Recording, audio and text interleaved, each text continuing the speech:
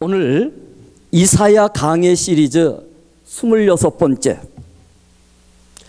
존귀한 일을 계획하라. 존귀한 일을 계획하리니, 오늘 본문에 근거하여서 제목을 삼았습니다. 여러분, 거지 왕자를 아시나요? 저도 우리 아이의 동화책을, 제가 아이 같은가 봐요. 너무나 재미있게 읽었어요.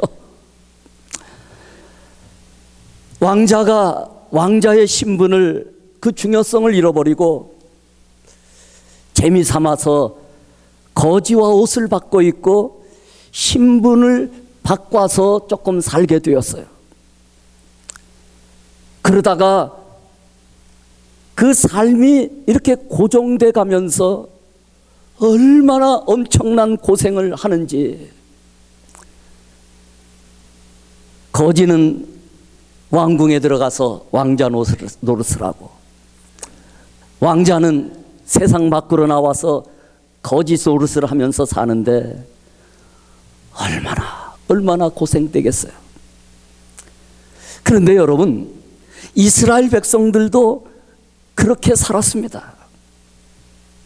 세상 사람들 가운데는 왕자의 신분도 되고 돈도 많고 정말 명예도 있고 가진 모든 것을 누리면서 살지만, 사실은 사는 게 사는 것이 아니라 거지같이 사는 사람들이 이 땅에는 얼마나 많은지 모릅니다. 이스라엘 백성들이 그랬는데요, 처음에는 이스라엘은 나라도 없었습니다. 이름도 없었어요. 그런데 하나님께서 이스라엘 백성들을 모으셨어요. 그리고 이스라엘 국가를 세워주셨어요. 이스라엘이 하나님을 경외하면서 살 때에는 하나님께서 은혜를 부어주셔서 다윗 왕 때나 솔로몬 왕 때에는요, 큰 국가, 그 당시의 주변 국가들이 두려워할 정도로 가장 강력한 국가를 이룬 때도 있었습니다. 이스라엘 백성들은요, 처음에는 이름도 없었듯이 꿈도 없었어요. 살만한 가치를 느끼지 못하면서 그냥 사는 것이었어요. 그런데 하나님께서 이스라엘 백성을 부르시고는 국가를 주시고, 그리고 그들에게 꿈을 주셨어요. 그리고는 큰 사명을 주셨어요. 그 사명을 따라 살면은 존귀한 백성들이 되고 하나님의 큰 은혜를 받으면서 살아갈 수 있는 거룩한 백성들이 되도록 하나님은 이스라엘 백성들을 존귀한 백성들로 불러주신 것입니다. 하나님께서 이 아브라함을 부르시고 그의 아들 이삭을 축복하시고 그의 아들 야곱을 축복하셨어요. 야곱의 아들 중에 요셉이 있었는데 하나님은 이 요셉을 존귀하게 만들어 주셔서 하인에 불과한 이 요셉을 한 나라의, 그 당시에 가장 강력한 국가인 애굽의, 오늘날 이집트의 국무총리가 되도록 만드셨습니다. 하나님은요, 뜻이 있어요. 요셉을 국무총리로 삼으신 것은 그 애굽에서 민족을 이룰 만큼 큰 백성들이 될 수 있도록 애굽의 보호를 받게 하시고, 큰 나라가 될 정도로 사람들이 많아지니까 가나안 땅으로 보내셨어요. 그리고는 가나안 땅에서 살아가는 하나님의 백성들이 되어서 살 수 있도록 하나님은 그래서 아브라함을 부르시고 이 뜻을 이루기 위하여 아브라함을 불러주신 것입니다. 그리고는 아브라함에게 말씀합니다. 내가 너로 큰 민족을 이루고 내게 복을 주어 내 이름이 창대하게 되리니 너는 복이 될지라. 한번 따라 하실까요? 너는 복이 될지라. 한번 따라 하겠습니다. 나는 복이 될지라. 하나님이 아브라함을 통하여서 아브라함의 자손들과 영적인 아브라함의 후손들을 복이 되도록 불러주셨습니다. 너를 축복하는 자에게는 내가 복을 내리고 너를 저주하는 자에게는 내가 저주하리니 땅의 모든 족속이 너로 말미암아 복을 얻을 것이라. 그래서 하나님께서 이스라엘 백성을 부르시고 큰 국가를 만드신 것은 출애굽기 19장 6절에서 말씀하고 있는 것처럼 너희가 내게 대하여 제사장 나라가 되며 거룩한 백성이 되리라. 너는 이 말을 이스라엘 자손에게 전할지니라. 이스라엘은 이름도 없이 나라도 없이 떠돌이 쳐면서 그저 가축이나 먹이고 그렇게 살아가는 백성들인데, 백성들도 아니죠. 민족을 이룰 수 없는 작은 사람들에 불과하기 때문에 그런 사람들을 하나님이 모아주시고 이스라엘 국가를 만드시고는 제사장 나라가 되는 큰 사명을 주셨어요. 큰 비전을 주신 거죠. 그런데 이스라엘 백성들은 거지 왕자처럼 내가 얼마나 존귀한 백성이 되었는지, 내가 얼마나 큰 사명을 받았는지 모르고 살았습니다.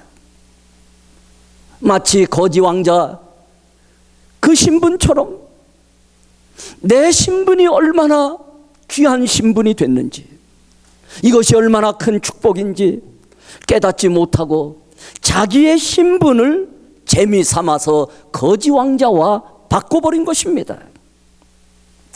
적어도 왕자가 되면은 생각을 잘 삼아서 미래를 준비하고 나라와 백성을 위하여서 준비할 일들이 얼마나 많겠어요.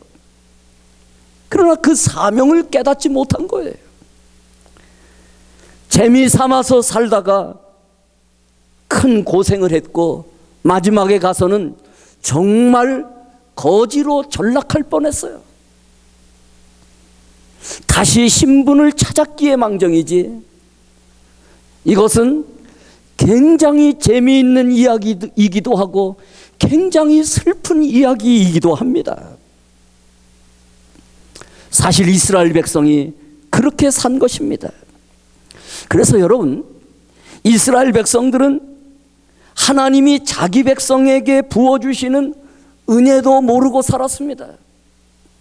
은혜를 알아야지, 자기 신분이 무엇이고 자기 사명이 무엇인지를 깨달아야 은혜도 깨닫게 되는 것이지, 하나님은 은혜를 거저 주시는 법이 없습니다. 유월절을 앞두고 한 사람이 랍비에게 찾아왔어요. 랍비님, 저는 너무 근심 걱정이 많습니다. 없는 것이 너무나 많기 때문에 수없이 없는 것이 많아서 근심 걱정도 수없이 많습니다. 뭐가 그렇게 근심 걱정이 많은가? 네, 저는 옷도 없습니다. 돈도 없습니다. 이제 무교절을 앞두고 무교병도 없습니다. 포도주도 없습니다. 아이들 옷도 없고 계속 없는 타령을 하는데, 그래서 랍비가 묻습니다. 그래서 대체 어느 정도가 필요하다는 거야? 그랬더니 뭐가 2만 원, 뭐가 2천 원 다 합해서 계산해 봤더니 21만 5천 원이 부족한 거예요. 그 랍비가 가르쳐 주었어요. 하나님 앞에 나가서 누구 옷도 필요하고 무슨 기름도 필요하고 이것도 저것도 포도주도 필요하고 이렇게 기도하지 말고, 하나님, 정말 하나님 앞에 무교절을 잘 지키기 위해서도 우리 가정이 조금 가치 있게 살만 하려면은 당장에 21만 5천 원이 필요합니다. 그거 한 가지만 구해. 하나님 정신없이 무슨 옷, 누구 옷, 무슨 기름, 포도주 이러지 말고 한 가지만 붙들고 기도하게. 랍비가 그것을 가르쳐 주었습니다. 이스라엘은요, 사실 많은 걱정, 많은 것이 필요해서 많은 걱정을 하지만 사실 따지고 보면 이스라엘은 하나님 은혜 한 가지가 필요한 거예요. 하나님의 백성으로 열심히 살아가면 하나님은 자기 백성에게 은혜를 주시기를 기뻐하십니다.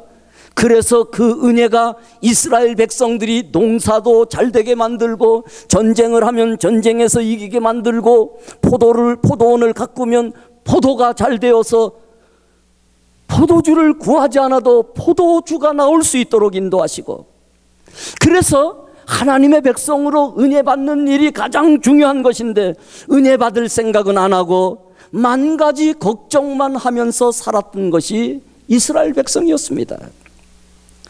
사실 여러분 그렇지 않습니까?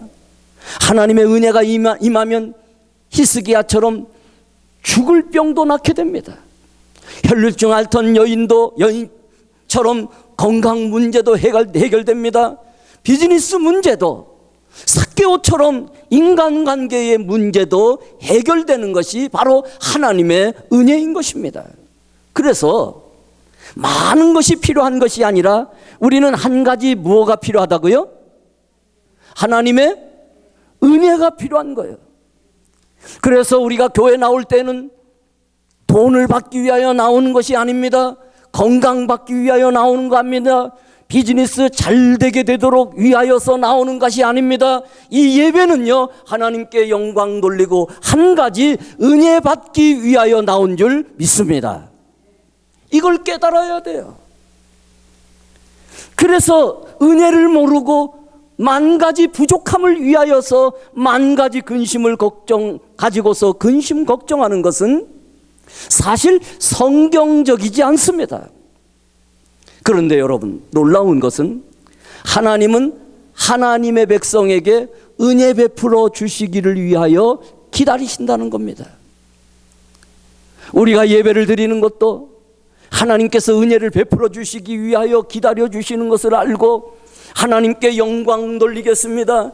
내게 맡겨주신 사명을 감당하겠습니다. 예배를 드릴 때에 하나님 영광 받으시고 예비하신 은혜를 베풀어 주시옵소서 사모하는 마음 가지고 교회에 나오는 것입니다. 왜 우리가 교회 생활을 합니까? 왜 우리가 봉사합니까? 시간 남고 할 일이 없어서 하는 것이 아니라 한마디로 말하면은 은혜 받기 위하여서, 은혜의 그릇이 되기 위하여서 하나님 앞에 나오는 것입니다. 그래서 여러분, 주의 전에 달려 나올 때는 한 가지 마음이 필요한데 사모하는 마음이 필요한 것입니다. 그럼 여러분, 누가 은혜를 받습니까? 첫 번째 보게 되면은 여호와 하나님은 자기 백성에게 은혜를 베풀어 주시기 위하여 기다리신다고 성경은 말씀합니다. 그러므로 그 은혜를 사모하며 하나님 앞에 나아가는 자가 은혜를 받는 것입니다. 여러분, 하나님은요, 그냥 멍 때린다고 그러죠? 멍하니 있는 자에게 갑자기 너 은혜 받아라 이러지 않습니다. 은혜를 사모하는 자에게 은혜를 주시는 거예요. 기도하는 자에게 응답하시지, 기도하지 않는데 응답하는 법이 없듯이 하나님은 사모하는 자에게 은혜를 베풀어 주시기 위하여 오늘도 기다리시기 때문에 우리가 하나님의 전에 달려나온 줄 믿습니다. 이사야 30장 18절을 읽으면 분명해지는데 한번 같이 읽어보시겠습니다. 시작. 그러나 여호와께서 기다리시나니 이는 너희에게 은혜를 베풀려 하심이요 일어나시리니 이는 너희를 긍휼히 여기려 하심이라. 대저 여호와는 정의의 하나님이심이라. 그를 기다리는 자마다 복이 있도다. 아멘. 그래서 여러분, 우리가 기도할 때 하나님, 내가 사모하는 심령을 주십시오. 은혜를 담을 만한 그릇이 되게 하여 주옵소서. 만 가지 근심 걱정을 가지고 가정에 가면 가정에서 근심하고, 직장에 가면 직장에서 근심하고, 만 가지 근심 걱정 가지고 사는 것이 아니라 나는 하나님의 은혜를 받아서 그 은혜 때문에 전쟁에도 이기고, 그 은혜 때문에 병에서도 일어나고, 그 은혜 때문에 기도도 응답받고, 그 은혜 때문에 사명도 감당하고 하나님께 영광 드릴 수 있는 그런 삶을 살아갈 수 있도록 주여 내 심령에게 여호와를 사모하는 그런 심령을 주시옵소서. 그런 심령으로 하나님 앞에 나아가서 봉사하고 하나님 앞에 나아가서 예배드릴 때에 하나님께서 기다리고 계시다가 은혜를 베풀어 주시는 겁니다. 두 번째 보시면은요, 여호와 하나님은 기도하는 사람들에게 은혜를 베풀어 주신다고 말씀합니다. 이사야 30장 19절에 보면 시온에 거주하며 예루살렘에 거주하는 백성아, 너는 다시 통곡하지 아니할 것이라. 울지 않는다는 겁니다. 전쟁에 지고 울고 실패해서 울고 그런 통곡을 말하는데 뒷부분에 그가 내 부르짖는 소리로 말미암아 내게 은혜를 베푸시되 그가 들으실 때에 내가 응답하시리라. 여기 부르짖는 소리는 하나님 앞에 기도하는 소리인 것입니다. 하나님께서 우리가 기도할 때에 은혜를 베풀어 주시기 위하여 기다리고 계시다가 그에게 은혜를 주시는 것입니다. 그래서 그가 들으실 때에 내게 응답하시리라. 하나님은 우리가 부르짖어 기도할 때에 하나님께서 응답해 주시고 은혜를 베풀어 주시는 겁니다. 여러분, 우리가 오늘 찬송할 때도 얼마나 은혜로운 열린 찬양이 진행이 되었는지 모릅니다. 찬양을 하면서도 이 찬양을 하나님 받아주시옵소서, 이 찬양을 통하여 하나님 영광 받으시옵소서, 사모하는 심정을 가지고 영광 돌리기 위하여 찬양하면 하나님이 기다리고 계셨다가 받으시고 은혜를 주시고 응답해 주시고 축복해 주시는 겁니다. 그래서 여러분, 예배에는 사모하는 마음이 필요합니다. 기도할 때에도 그냥 내 소원을 간구하는 것이 아니라 사모하는 마음이 필요하고, 찬송을 할 때도 사모하는 마음이 필요하여서 그 사모하는 마음으로 모든 일을 감당하게 되면은, 그래서 여러분, 남들이 어떻게 하든 구애받을 거 없어요. 신앙은 남을 위하여 하는 게 아니라 누구를 위하여 하는 겁니까? 1차적으로 나와 내 가정을 위하여 하는 겁니다. 그리고 하나님께서 나에게 이렇게 연약한 나에게 제사장 국가의 사명을 주셨구나, 그걸 깨닫기 시작하면 그때부터 남에게 나가서 복음을 전하고 남을 사랑하면서 살게 되면 더 큰 은혜를 부어주시는 것이 되기 때문에 일단 첫째로는 나를 위하여 신앙생활하는 거예요. 그렇기 때문에 남이 어떻게 하든 상관하지 마세요.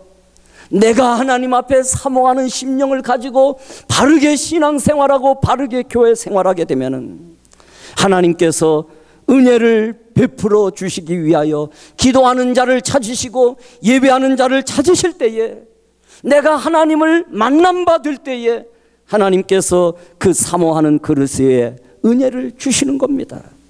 그래서 여러분, 가만히 이제 바라보게 되면요, 은혜 받을 자는 은혜 받는 일들을 합니다. 은혜 받는 사람들은 은혜 받는 계획들을 합니다. 그러나 상대적으로 어리석은 사람은 어리석은 일을 합니다.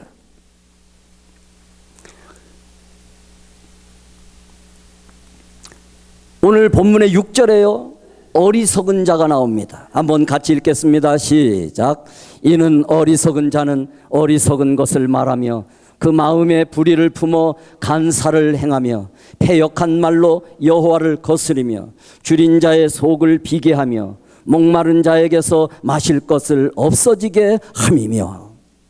여러분, 줄인 자에게는 먹을 것을 줘야지 그 속이 비게 하면 얼마나 악한 자입니까? 목마른 자에겐 마실 것을 줘야 되는데 오히려 마실 것을 다 없애버리고 운물에다가 침을 뱉는 것과 똑같습니다. 어려운 사람들을 도와주고 때로는 하나님의 나라와 하나님의 일들이 어려울 때에 솔선수범해서 앞장서서 하나님께 영광 돌리며 하나님의 일들이 이루어지도록 만드는 사람들이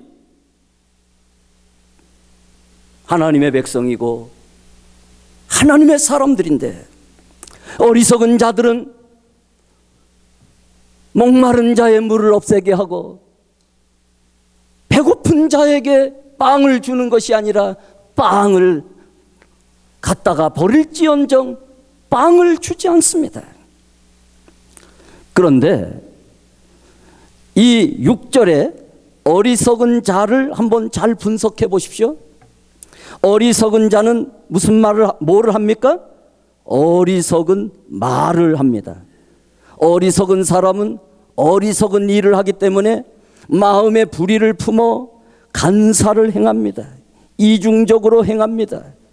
예수 믿는 것 같지만 예수 안 믿는 사람 같기도 하고, 예수 안 믿는 것 같기도 한데 어떤 때 보면 예수 믿는 것 같기도 하고, 하나님 앞에서 언제는 하나님의 백성이고 언제는 하나님의 백성이 아닌 듯 하면서 사는 것, 그게 간사입니다.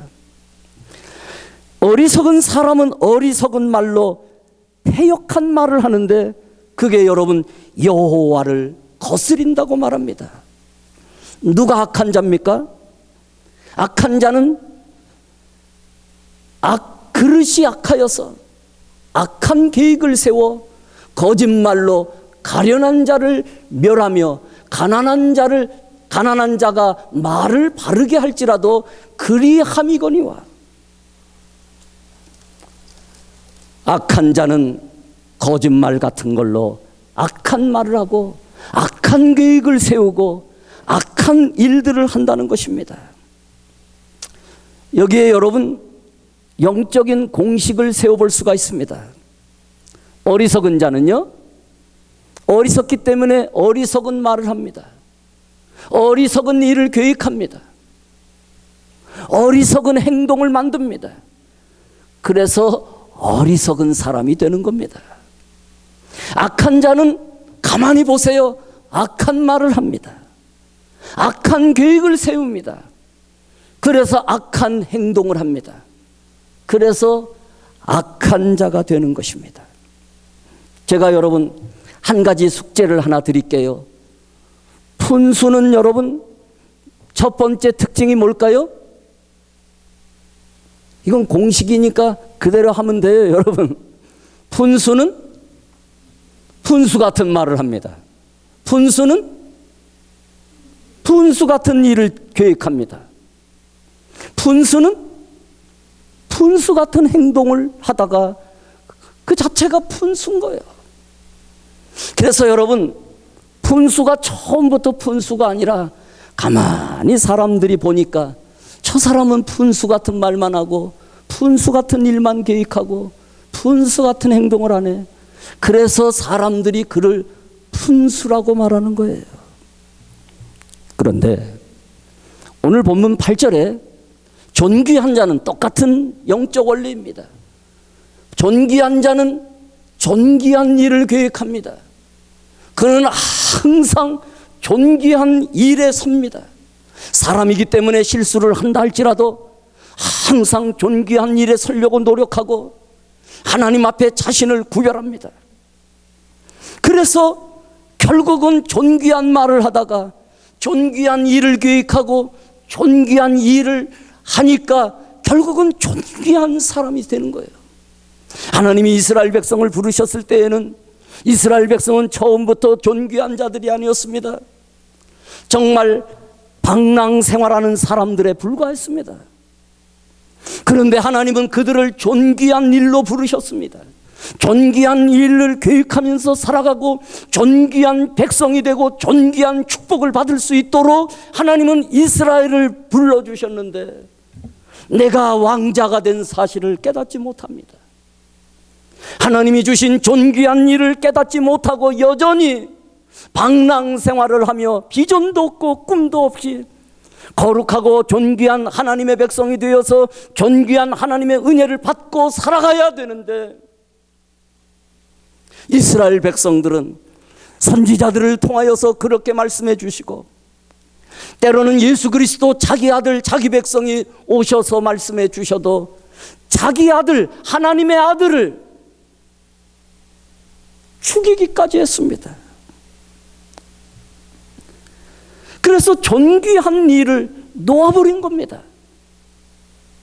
중요한 사람들, 오늘 본문에 중요한 사람들이 안 나오는데 존귀한 자들과 똑같은 사람들입니다. 중요한 말을 합니다. 중요한 일들을 계획합니다. 그리고 중요한 행동을 갖습니다. 그런 사람을 보면 누구나 저 사람은 중요한 사람이구나. 그래서 대통령이 되고 국회의원이 되는 사람들은 중요한 말을 하려고 노력합니다. 중요한 말들을 찾아냅니다. 그리고 국민에게 중요한 일들을 나는 이렇게 계획합니다. 나는 이 계획대로 중요한 행동과 중요한 일을 하겠습니다. 나는 여러분들에게 감히 말하는데 중요한 사람이 될 수 있습니다. 나에게 한 표를 주십시오. 이게 여러분 정치고 이게 선거입니다. 나가서 이런 원리를 깨닫지 못하여서 변두리 이야기나 하고 중요한 그 인식을 하지 못하여서 사람들에게 자기를 중요한 사람이 될 수 있다는 인식을 전해주지 못하면 국회의원이 될 수가 없습니다. 대통령이 될 수가 없습니다. 목회는 무엇입니까? 목회자는 무엇입니까? 저와 여러분이 하나님 앞에 중요한 사명 앞에 부르심을 받고 나 같은 죄인이, 나 같은 이기주의자가 하나님의 은혜가 없으면은 중요한 사명도 깨달을 수 없었던 나를 하나님이 중요한 일에 불러주시고 중요한 일을 맡겨주시며 너는 중요한 계획을 가지고 살아라. 그리고 너는 중요한 일을 하라. 내가 너를 중요한 사람으로 만들어주고 중요한 사람에게 베풀어주는, 존귀한 사람에게 베풀어주는 은혜를 부어주겠다. 그 은혜로 살아라. 만 가지 걱정하지 말고 한 가지 은혜 받는 일에 사모하고 한 가지 은혜 받는 일에 열중하면서 살게 되면 만 가지 걱정하며 살지 않도록 내가 너에게 만 가지 문제를 해결할 수 있는 은혜를 부어주시겠다고 하나님께서 우리를 존귀한 자로, 중요한 사람들로 부르신 것입니다. 그래서 여러분, 왜 우리가 존귀한 일을 생각해야 합니까? 존귀한 사람 되고 존귀한 축복을 받기 위하여서 우리는 존귀한 일을 생각하고 살아야 됩니다. 왜 우리는 여러분 재미있는 삶을 모르겠어요? 편안한 삶을 왜 모르겠어요? 때로는 목회자들이, 선교사들이 그들은 바보이기 때문에 세상 물정 몰라서 선교지에 가고 목회자가 되고 고생을 하면서도 이 사명을 감당하는 것은 이것이 존귀한 말씀이요, 이것이 존귀한 일이요, 이것이 하나님 앞에서 존귀한 자가 되는 것이며, 이렇게 살 때에 하나님께서 존귀한 백성들에게 베풀어 주시는 존귀한 은혜 받기 위하여서 우리는 때로는 고생을 마다하고 선교지로 나가기도 하고 하나님의 일을 하며 교회에서 사명을 감당하는 것입니다. 그래서 윌리엄스는 말하는 겁니다. 생각을 조심하라. 그것이 너의 말이 된다. 말을 조심하라. 그것이 너의 행동이 된다. 행동을 조심하라. 그것이 너의 습관이 된다. 습관을 조심하라. 그것이 너의 인격이 된다. 인격을 조심하라. 그것이 너의 운명이 된다. 그래서 여러분, 처음부터 생각을 바로 갖는 거예요. 말이 잘못된 사람은 생각이 잘못된 거고, 행동이 잘못된 사람을 가만히 보면은요, 말이 틀렸어. 겉과 안이 다르고 하나님 앞에 사명받은 것을 때로는 강조하는 것 같은데도 행동을 보면은 결국은 하나님 앞에서 생각을 바로 갖지 못하는, 그래서 신앙 인격이 그렇게 흘러갈 수밖에 없는 거예요. 그래서 여러분, 신앙 인격이 참 중요한 거예요. 그런데 이 존귀는 어디로부터 오느냐? 사실 여러분, 모든 것이, 존귀도 그렇고 명예도 그렇고 재물도 그렇고 부요함도 그렇고, 사실 여러분 모든 것이 하나님께로부터 오는 것입니다. 전도서 6장 2절에 보면 어떤 사람은 그의 영혼이 바라는 모든 소원에 부족함이 없어 재물과 부요와 존귀를 하나님께 받았으나 하나님께서 그것을 누리도록 허락하지 아니하셨으므로 다른 사람이 누리나니 이것도 헛되어 악한 병이로다. 여러분, 이게 영적인 병입니다. 또 이 존귀는요, 우리는 존귀한 자가 되기 위하여서 겸손한 삶을 살아야 됩니다. 잠언 15장 33절, 잠언 18장 12절 계속해서 한번 다 같이 읽겠습니다. 시작. 여호와를 경외하는 것은 지혜의 훈계라. 겸손은 존귀의 길잡이니라. 사람의 마음의 교만은 멸망의 선봉이요 겸손은 존귀의 길잡이니라. 그래서 여러분, 교만은 사람이 추워지게 만들고 겸손하면 하나님께서 그를 세워주십니다. 존귀하게 만들어줍니다. 그래서 하나님이 세워주실 때까지 겸손하게 자기 사명 감당하고 하나님께 영광 돌리면서 하나님의 은혜로 살아가면 하나님이 저절로 다 존귀하게 만들어주시는데, 하나님이 만들어주실 때까지 기다리지 못하고 내가 존귀하게 되려고 내가 하려고 하면은 그것이 교만이요, 그것이 추해지는 길입니다. 그래서 여러분, 교회 생활은 겸손한 생활을 배우는 겁니다. 세 번째는요, 우리는 존귀한 자가 되기 위해 의롭고 선한 일을 많이 행해야 되는 겁니다. 이사야 42장 21절에 여호와께서 그의 의로 말미암아 존귀하게 하려 하셨으나, 하나님이 그가 의로 말미암아 때로는 하나님의 의를 행하고 또 의로운 일들을 감당하면 기쁨으로 교훈을 크게 하며 그들을 존귀하게 만들어 주십니다. 로마서 2장 10절에 보면 선을 행하는 각 사람에게 영광과 존귀와 평강이 있으리니. 그러니까 여러분, 하나님 앞에 의로운 일, 선한 일을 열심히 하면서 사람이 안 알아줘도 기다리는 거예요. 그러면 하나님이 높여주시고 존귀하게 만들어주시는데, 참지 못하고 기다리지 못해서 교만하여서 내가 존귀하게 되려고 교만하게 되면은 나 그럴 때에 추해지는 겁니다. 하나님께서 우리에게 주의를 주신 것도, 우리가 주의를 거룩하게 지키는 것도, 주의를 존귀하게 여기고 지키는 자들이 하나님 앞에 존귀 여김을 받기 때문에 하나님이 주의를 주신 겁니다.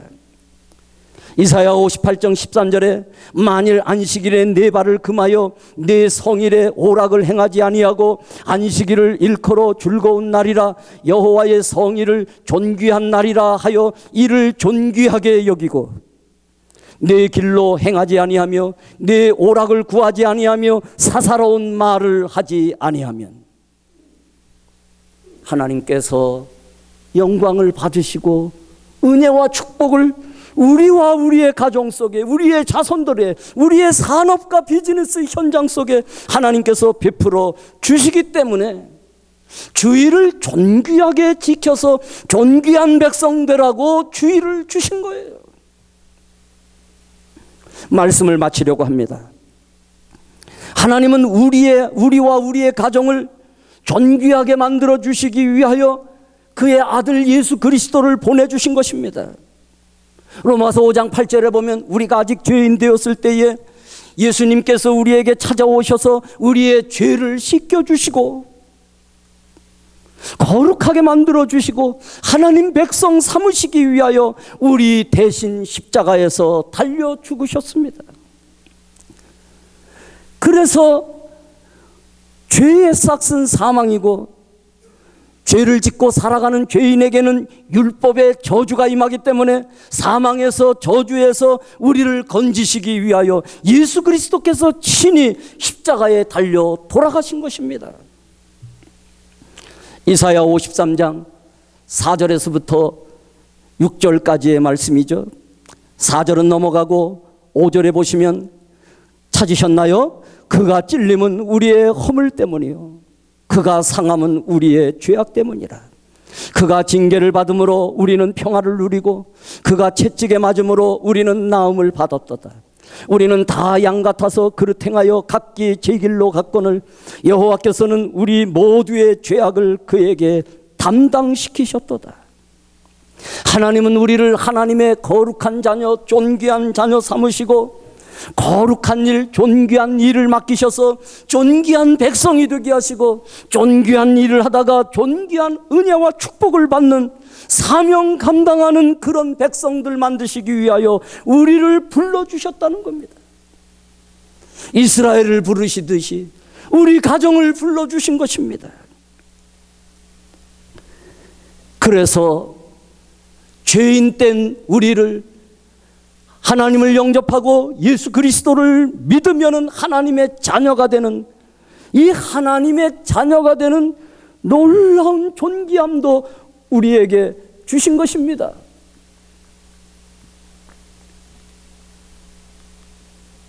안 나오는데요? 제가 그냥 읽을게요. 영접하는 자, 곧 그 이름을 믿는 자들에게는 하나님의 자녀가 되는 권세를 주셨으니.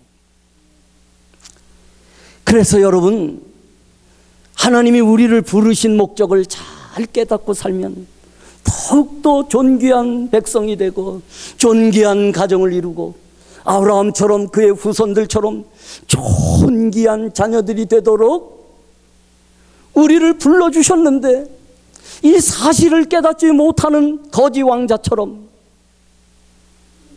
그냥 옛날로 돌아가고 거룩하게 살지 못하고 거룩한 일들을 계획하지 못하면서 살게 되면은요,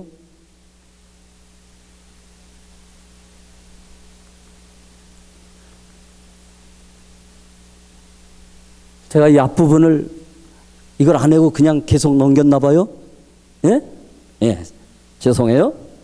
그래서 여러분, 하나님이 우리는 결론이 분명하잖아요. 존귀한 자는 존귀한 일을 계획하느니 그는 항상, 그 항상이라는데 여러분들이 동그라미를 쳐들 필요가 있어요. 그는 항상 존귀한 일에 서리라. 한번 다 같이 읽겠습니다. 시작. 존귀한 자는 존귀한 일을 계획하나니 그는 항상 존귀한 일에 서리라. 아멘.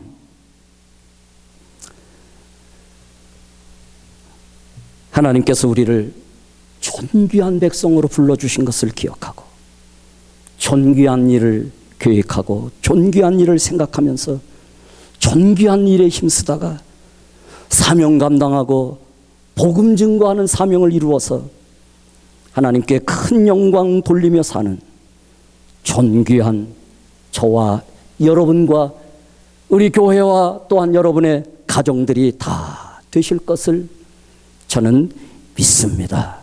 기도하시겠습니다.